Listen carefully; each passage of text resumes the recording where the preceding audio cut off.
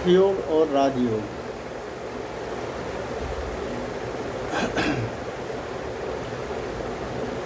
कर्म कारणम उच्यते। हठ योग करके, हठ योग पहले करना चाहिए। हठ योग में अपने शरीर को निर्मल करना, आसन, प्राणायाम, बंधन और विभिन्न मुद्राओं की सहायता से अपने शरीर को शुद्ध और निर्मल करना और मन को एकाग्रचित्त करने की कोशिश करेंगे। इसीलिए राजयोग से पहले हठ योग करना। हठ योग करके विभिन्न आसनों, प्राणायाम, बंधनों और मुद्राओं के द्वारा अपने शरीर को शुद्ध, निर्मल और मन को एकाग्रचित करके तब राजयोग में प्रवेश करें तो राजयोग का फायदा होगा। राजयोग में यम नियमों का बंधन है। यम नियम को पालन करना है। यम नियम के पालन करने से राजयोग में सिद्धि मिलती है। तो राजयोग करने के लिए यम नियम का पालन तब होगा जब आपका मन एकाग्रचित्त होगा, शरीर आपका निर्मल होगा, शरीर आपका मुलायम होगा, शरीर आपका एकदम शुद्ध चित्त होगा। तब आपका मन एकाग्र हो जाने से, अब मन को एकाग्र करने के लिए, शरीर को निर्मल करने के लिए हठ योग के अलावा कोई दूसरा रास्ता नहीं है। इसीलिए सभी लोग पहले हठ योग कराते हैं। हठ योग करके मन को एकाग्रचित करने और शरीर को निर्मल करें। तो शरीर को निर्मल करने जब हो जाएगा तो शरीर अपने आप राजयोग के लिए शरीर तैयार हो जाएगी।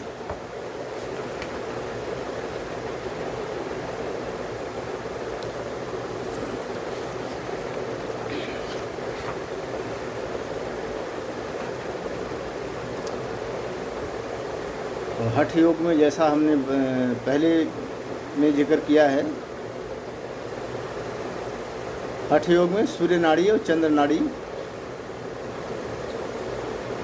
का प्रयोग करके सूर्य नाड़ी और चंद्र नाड़ी के योग से हठ योग शब्द बनता है। तो सूर्य नाड़ी, चंद्र नाड़ी, सूर्य नाड़ी बाई नासिका, चंद्र नाड़ी, सूर्य नाड़ी दाहिनी नासिका, चंद्र नाड़ी बाई नासिका।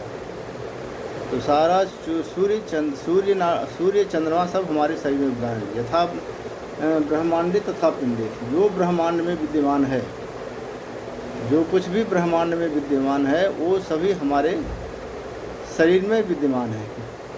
चाहे उसका रूप कुछ भी हो। ब्रह्मांड में अति विशाल ऊर्जा है, हमारे शरीर में हो सकता है उससे कम ऊर्जा है, लेकिन हमारे शरीर में जितनी ऊर्जा है उतनी ऊर्जा की हम उसको पहचानें और पहचान करके उसका उपयोग करें, उसकी आवश्यकता है। सारी शक्तियाँ ब्रह्मांड की जो हमारे शरीर में निहित हैं, हमें शक्ति को बाहर से प्राप्त करने की ज़रूरत नहीं। हमारे आंतरिक शक्ति को हम जागृत करके उसका उपयोग, अपने जागृत करके उसकी शक्ति को पहचानें और उसका सम्यक उपयोग करें,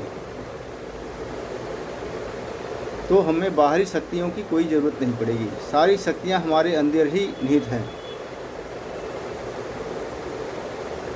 ये दोनों सूर्य और चंद्र, ये दोनों शक्तियाँ, एक चंद्र नाड़ी सोम को प्रतिनिधित्व करती है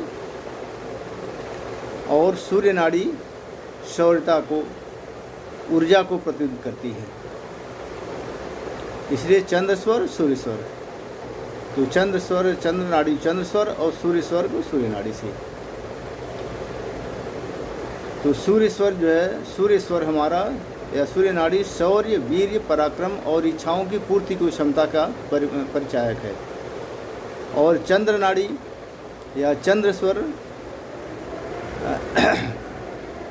व्यक्ति की सात्विकता, सौम्यता, शक्ति और आनंद की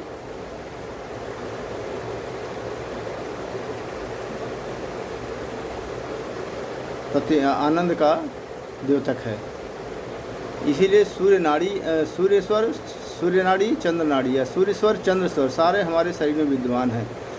जैसे ईड़ा भगवती गंगा, ईड़ा मतलब ईड़ा भगवती गंगा, पिंगला यमुना नदी।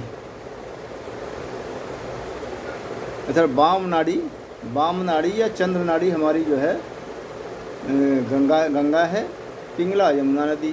पिंगला जो है दाहिनी नाड़ी या सूर्य नाड़ी, सूर्य स्वर हमारा पिंगला नदी है। ईड़ा पिंगलयोर मध्य बालरंडा च कुंडली, इन दोनों के बीच में हमारी सुषुम्ना नाड़ी है, जिसको बालरंडा या सरस्वती या कुंडली भी कहते हैं। ईड़ा भगवती गंगा, पिंगला यमुना नदी, ईड़ा पिंगलयोर मध्य बालरंडा च कुंडली। तो इन सारे स्वरों को चंद्र स्वर या सूर्य स्वर की सहायता से हम जो है योग प्रारंभ करेंगे। योग का प्रारंभ करना चाहिए। और आसन प्राणायाम ये हठ योग में निहित है। हठ योग में चंद्र स्वर और सूर्य स्वर, चंद्र नाड़ी या सूर्य नाड़ी दोनों का प्रयोग करके हम अपने शरीर को शुद्ध, निर्मल और चित्त को एकाग्रचित करें। एकाग्रचित करने के बाद जब हमारा अभ्यास हो जाए तो हमें राजयोग की तरफ बढ़ना चाहिए। कहने से इतना आसान नहीं है ये, कहना और करना। तो पहले हठ योग का जब हमारा सम्यक अभ्यास हो जाए, पूर्ण अभ्यास हो जाए, तो हम राजयोग की तरफ कदम बढ़ाएं। उसमें यम नियम का पालन करना बहुत ज़रूरी होता है। राजयोग में यम नियम के पालन से अपने शरीर को, अपने मन को,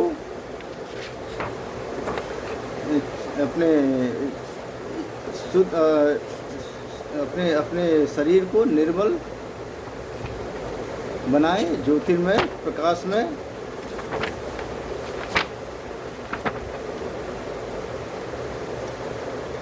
अपने ज्योतिर्मय प्रकाश में आत्मा का साक्षात्कार करें। राजयोग यम नियम के अभ्यास से हठ योग करने के बाद, हठ योग में सारी पूर्ण अभ्यास होने के बाद, जिससे मन एकाग्रचित्त हो जाए, शरीर हमारा निर्मल हो जाए, तो उसके बाद हम यम नियम के प्रयोग से यम नियम का अभ्यास करना शुरू करें। यम नियम के अभ्यास से अपने चित्र को निर्मल करके ज्योतिर्मय आत्मा का अपना साक्षात्कार करने की कोशिश करें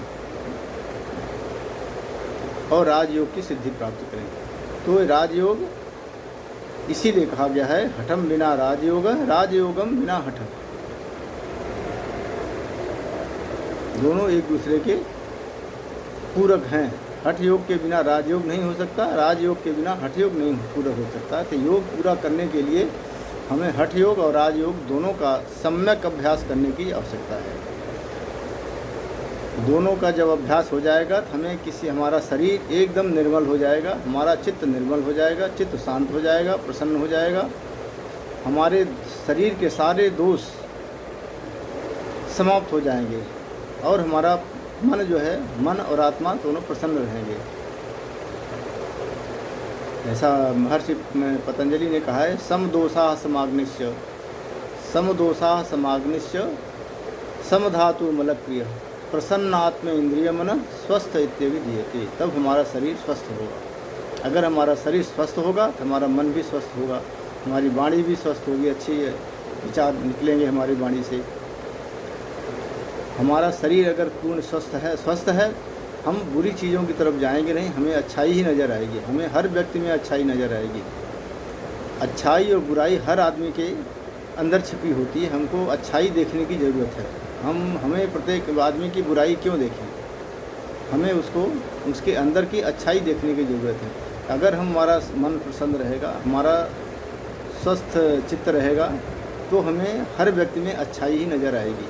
हमें हर व्यक्ति की अच्छाइयों को ग्रहण करना है और अच्छाइयों को समाज में प्रसारित करना है। तो इस तरह से हठ योग राजयोग का दूसरा भाग हमने आपको समक्ष रखा है। अगर इसमें आप लोगों को रुचि है, आप लोगों को अच्छा लगा हो, तो आप कमेंट करिए और हमारे चैनल को सब्सक्राइब करिए। अगले विषय पर हम फिर बात करेंगे। इसी राजयोग पर हम दोबारा योग के बारे में आगे विस्तार से बात करेंगे।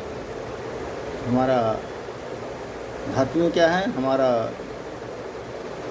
प्रसन्न चित्त कैसे रहेगा, हमारी इंद्रियां कैसे क्या करती हैं, कौन सी इंद्रियां हमारी कब क्या काम करती हैं, कौन सी इंद्रियां हमें, 10 इंद्रियां 7 धातुएं जब हमारी सम रहेंगे, और हमारे वात कफ पित्त जब हमारा सम रहेगा, ना किसी की अधिकता हो ना किसी की कमी हो, तब हम स्वस्थ कहे जाएंगे।